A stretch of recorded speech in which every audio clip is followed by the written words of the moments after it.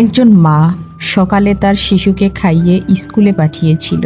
খেয়াল করেছিল খাবারটা বেশি গরম কিনা। একজন বাবা তার সন্তানের মাথায় হাত বুলিয়ে বলেছিল, ভালো করে পড়িস। কে জানতো ওই ছেলে মেয়েগুলো জীবনের শেষ ক্লাসে যাচ্ছে। আজ যারা সন্তান হারিয়েছে তাদের কষ্টের কাছে দুনিয়ার সব কষ্ট তুচ্ছ।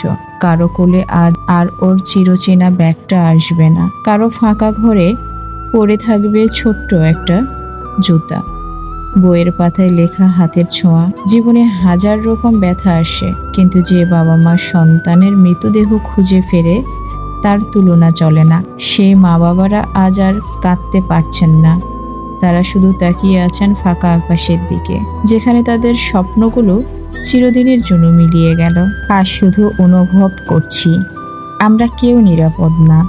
আমরা কেউ ঠিক জানি না ঘর থেকে বেরিয়ে আর ফেরা হবে কিনা। দয়া করে সবাইকে বলছি, একটু বেশি ভালোবাসুন, একটু বেশি সময় দিন আপনার প্রিয়জনকে, আর একটুও দেরি করে দুঃখ প্রকাশ করবেন না, কারণ জীবন কখন থেমে যাবে কেউ জানে না।